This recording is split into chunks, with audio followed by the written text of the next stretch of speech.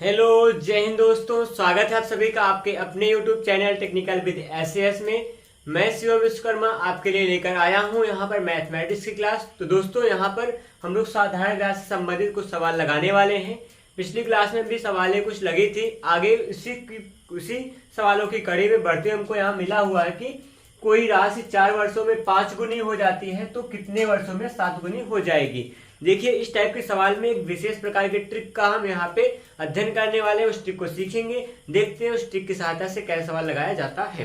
देखिएगा, यहाँ पर लिखा क्या है, कोई राशि है 4 वर्षों में 5 गुनी हो जाती है। यहाँ पे किसी समय में कोई राशि कुछ गुनी हो जाती है तो किसी अन्य समय में या फिर कितने समय में वो कुछ अन्य गुनी हो पाएगी। यहाँ पर राशि का गुना दिया गया होगा। मतलब मैं समझा रहा हूँ, जैसे यहाँ पहले कुछ वर्षों में 5 गुना हो रहा है, अलग कुछ वर्षों में 7 गुना होगा, तो वो कितने वर्षों में 7 गुना हो रहा है, इस बात को पूछा गया है।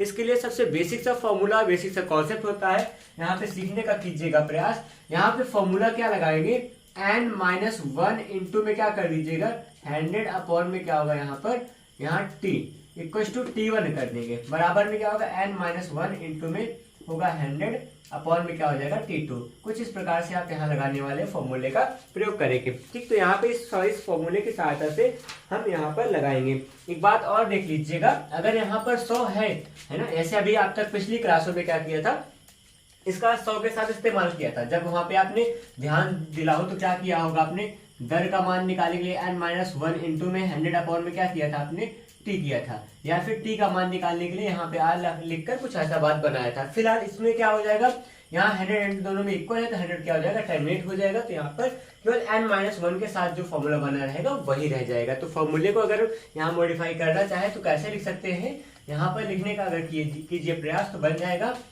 n-1 अपॉन में t1। ठीक, यहाँ पे n1 कह सकते हैं, पहला n होगा, ठीक है। दूसरा क्या होगा, बराबर n2 माइनस में 1 अपॉन में क्या हो जाएगा t2।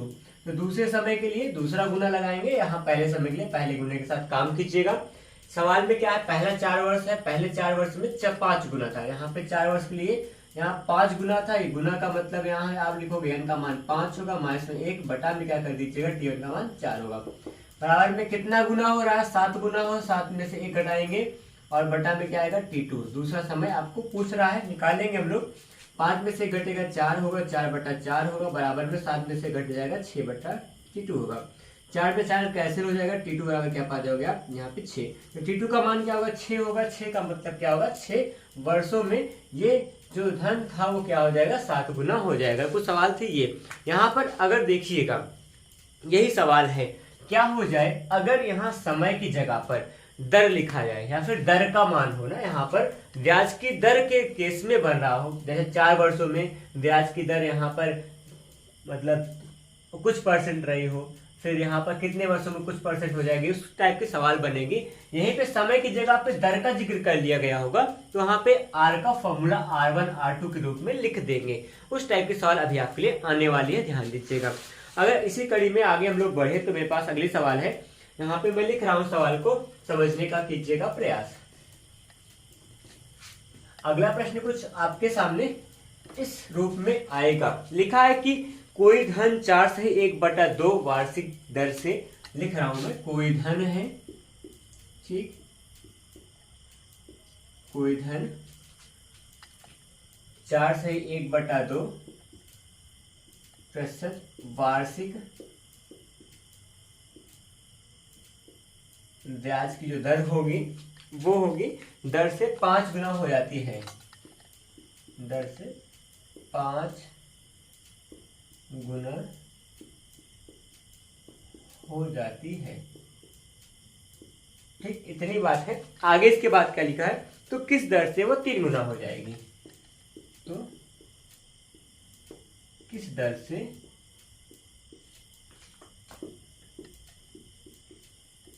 वह 3 गुना हो जाएगी।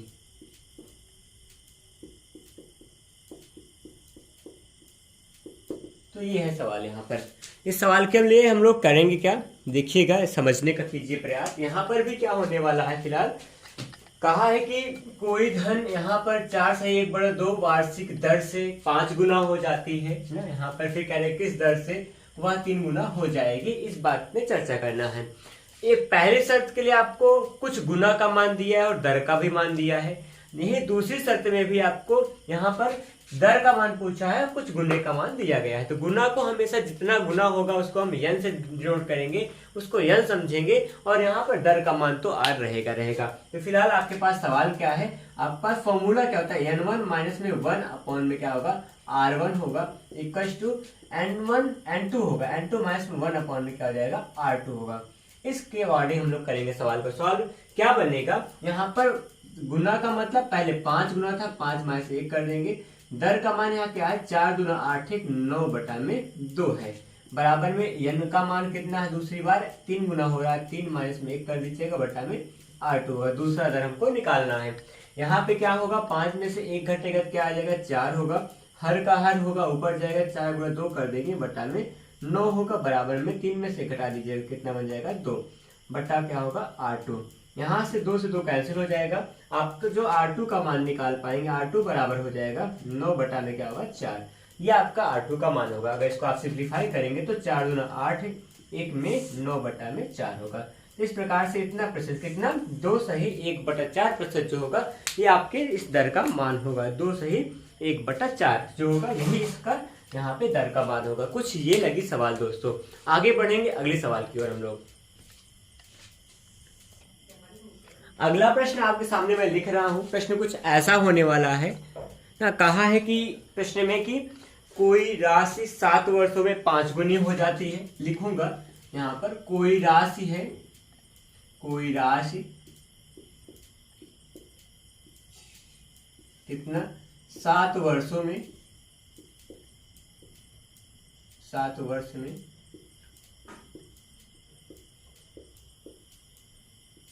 5 गुना हो जाती है।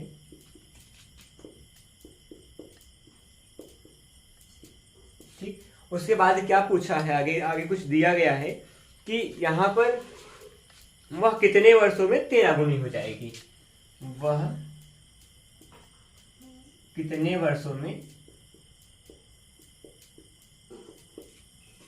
कितने वर्षों में 13 गुनी हो जाएगी। तो फिलहाल अगर कहें तो ये सवाल आपके लिए होने वाली है, क्योंकि अभी इस टाइप के सवाल हमने पहले ही सवाल अभी लगाया था, बिल्कुल इसी की जैसे थी, बस मान रखना है आपको और आंसर बताना है। तो आप क्या कीजिएगा, आंसर को कमेंट बॉक्स में टाइप कीजिएगा और आप बताइए कि आपका उत्तर कितना आ रहा है। फिलहाल बढ़ेंगे हम लोग यहाँ पर अगले सवाल की ओर। अगला सवाल आपके सामने मैं यहाँ लिख रहा हूँ, इस पे करेंगे डिस्कस। ठीक है, और फिर यहाँ पे सवाल कुछ ऐसा होने वाला है कि कह रहे हैं कि किसी मूलधन का साधारण ब्याज मूलधन का 25/36 भाग है। मैं लिख रहा हूँ सवाल को फिलहाल, किसी मूलधन का साधारण ब्याज, यहाँ पे क्वेश्चन आपका जो होगा लिखा है, किसी मूलधन का साधारण ब्याज। सवाल की भाषा पूरी रहने पर न समझाने में भी और सब कुछ देखने में भी काफी कुछ ज्यादा, मतलब सवाल पे ज्यादा पकड़ बन जाती है। इसलिए आप ये सवाल लिखता हूँ फिलहाल, जिससे आप यहाँ देखकर और पढ़कर समझ जाइए कि हाँ सवाल में क्या दिया गया, क्या पूछा गया है। इसलिए यहाँ पर डिस्कस करते हैं। किसी मूलधन का साधारण ब्याज जो होगा वो कितना होगा, यहाँ पर वो होगा मूलधन का 25/36 भाग है ब्याज, मूलधन का 25/36 भाग है, ये बात कहा गया है। ठीक है, आगे बढ़ने पे क्या मिलेगा हमको, कह रहे हैं यदि वार्षिक ब्याज की दर तथा समय समान हो, यदि क्या हो जाएगा, वार्षिक ब्याज की दर, वार्षिक ब्याज की जो दर होगी वह जो समय होगा वो क्या होगा, समान हो, है, समय समान हो, तब क्या होने वाला है हमको, तब कुछ आगे पूछा होगा, तब वार्षिक दर क्या होगी, तब वार्षिक दर निकालना है, वार्षिक दर क्या होगी, ऐसा कुछ पूछा है। फिलहाल इस सवाल को मैं समझता हूँ और समझा रहा हूँ आपको। क्या किसी मूलधन का साधारण जो ब्याज होगा मूलधन का यहाँ पर 25/36वां भाग है, ठीक है। यदि वार्षिक ब्याज की दर व समय समान हो तो वार्षिक ब्याज की दर क्या होने वाली है। कुछ ऐसे ही लिखी गई सवाल। तो मैं यहाँ पे सवाल को करूंगा। सवाल पे क्या होने वाला सवाल में, यहाँ मूलधन मान लेंगे, लेट कर लीजिएगा, माना क्या होगा, आप इसके हल के लिए क्या लिखोगे, यहाँ मैं लिख रहा हूँ हल होगा इसका, ठीक है। माना क्या होगा, एक छोटा सा बात मान लेंगे, माना जो मूलधन होगा उस मूलधन को मानने वाले आप पी मान लीजिएगा, ठीक। पी मानकर काम करेंगे। तो माना मूलधन पी हो जाएगा, तो जो साधारण ब्याज होगा, आप चूंकि आप जानते हो क्या हो, साधारण ब्याज आई का मान जो होगा वो क्या होगा, मूल आई का मान फॉर्मूला लिख दीजिए, पी आर टी अपॉन में क्या होगा 100 होगा। अब आप सुनिएगा, यहाँ मूलधन जो होगा, किसी मूलधन का साधारण जो ब्याज है, मूलधन पी का जो साधारण ब्याज होगा, मतलब आई का जो मान होगा, वो मूलधन का क्या होने वाला है 25/36वां भाग। मूलधन का मतलब पी का मान, जो आई का मान है वो पी का 25/36वां भाग है। तो आई का जो मान होगा पी का मतलब गुणा होगा 25 बटा कितना होगा 36वां भाग यहाँ पर होने वाला है। तो आई का मान कितना होगा, मूलधन का 25/36वां भाग, तो मूलधन मतलब पी गुणा 25/36 कर देंगे, बराबर में क्या होगा पी इंटू में। देखिए चूंकि आपको सवाल में क्या कहा है, ब्याज की दर और समय समान है, तो जहां टी है, टी और आर क्या होगा आपका बराबर होगा, हम टी की जगह पे आर रख सकते हैं, क्योंकि आर का ही मान निकालना है, तो टी को गायब कर देंगे, टी की जगह आर रख देंगे, यहाँ पे आई स्क्वायर बन जाएगा, बटा में क्या होगा 100। जरा सा कहीं भी डाउट हो तो पूछेगा, आप कमेंट कीजिए, अगले सवाल में हम तुरंत डिस्कस करेंगे उसको। फिलहाल यहाँ पी से पी कैंसिल हो जाएगा, ठीक। आगे बढ़ने पे क्या मिलेगा आपको, आप छोटा सा काम करेंगे यहाँ पर, अगर मैं यहाँ बगल में लगा के दिखाऊं, क्योंकि आपको हो सकता है वहाँ पे ना दिखे, 25/36 होगा, यहाँ बराबर में आई स्क्वायर बटा क्या होगा 100 होगा। ये हर का 100 है, तिरछा गुणा कीजिए, यहाँ आ जाएगा 100 गुणा में होगा 25 बटा में होगा 36, बराबर में आई स्क्वायर होगा। क्लियर हुआ यहाँ तक। आगे क्या कीजिए, यहाँ पे छोटा सा काम कर सकते हैं, कुछ सिंप्लीफाई करना कर लीजिए, नहीं तो सीधा सीधा क्या करते हैं गुणा कर दे। अच्छा कट सकता है, 4 से 9 36, 4 9 36, 4 का 25 आ जाएगा। आप एक काम कीजिए, दोनों पक्षों का स्क्वायर रूट निकाल लेंगे, आर बराबर क्या हो जाएगा 25 है, 25 है, 25 का 625 होगा, वैसे करें तो स्क्वायर रूट इसका 25 ही आएगा, यहाँ 25 होगा स्क्वायर रूट, बटा में क्या होगा आर का, इन 9 का स्क्वायर रूट कितना होगा, यहाँ पर वर्गमूल निकाले तो कितना आएगा 3, तो 25/3 क्या होगा आर का मान होगा। इसको आप सिंप्लीफाई करके लिख सकते हैं, 3 8 24, 1 25/3, 8 सही 1/3। तो इस सवाल का जो सही उत्तर आपके पास आएगा 8 सही 1/3% आएगा। ये है आपके सवाल का हल। तो कुछ इस टाइप की थी सवाल आज की। यहाँ पर मूलधन का जो साधारण ब्याज था वो मूलधन का कुछ भाग है, 25/36वां भाग था, तो मूलधन का 25/36 भाग कर देंगे, वही ब्याज का मान पे रख देंगे, और चूंकि समय और दर समान है तो दर की जगह समय की जगह दर रख सकते हैं। चूंकि हमको दर का मान निकालना है तो समय को गायब करना पड़ेगा, तो यहाँ पे समय की जगह पे हम आर रखिए, टी का मान आर रखेंगे, तो यहाँ आर इंटू आर का मतलब आई स्क्वायर हो जाएगा। फिर यहाँ काट कर पच्छा लगा सिंप्लीफाई किया गया। यही थी आपके सवाल। तो यहाँ पे इस सवाल हम लोग यहाँ तक कर पाए हैं, और उम्मीद है कि आप सब अपने CRTS एंट्रेंस एग्जाम की तैयारी बखूबी कर रहे होगे। नहीं कर रहे हो तो जुट जाइए, यही वो समय है, यही वो वक्त है जिस समय आप अपने आप को मजबूत कर सकते हैं और अपने एग्जाम के लिए एक बेहतर तैयारी कर सकते हैं। यही है, हम लोग यहाँ पर आपके तत्पर हैं, सुबह हो या शाम हो, कुछ भी करते हैं, दिन भर की जो भी काम होते हैं अपने दिनचर्या के को यहाँ इग्नोर करके, दिन भर की थकान हो, कुछ भी हो, बट आपके लिए वीडियो लेके आने का प्रयास करते हैं, आपके लिए क्लास से कनेक्ट कराने का प्रयास करते हैं। यहाँ पर आप देख रहे होंगे मैथमेटिक्स की क्लास बीच बीच पे कभी कभी कंटिन्यू नहीं हो पाती है।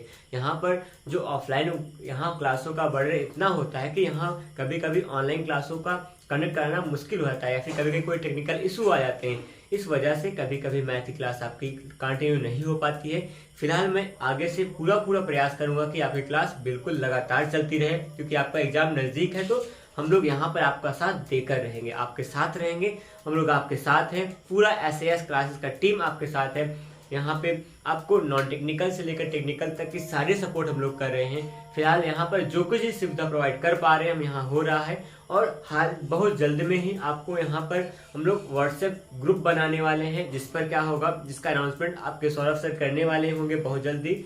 वो व्हाट्सएप ग्रुप और यहाँ टेलीग्राम ग्रुप से भी आपको जो भी हेल्प कर सकेंगे हम लोग वहाँ से करने का प्रयास करेंगे। तो लग कर हम लोग मिलकर पढ़ेंगे और आगे बढ़ेंगे। फिलहाल इस क्लास में कुछ इतना सा ही। धन्यवाद। जय हिंद।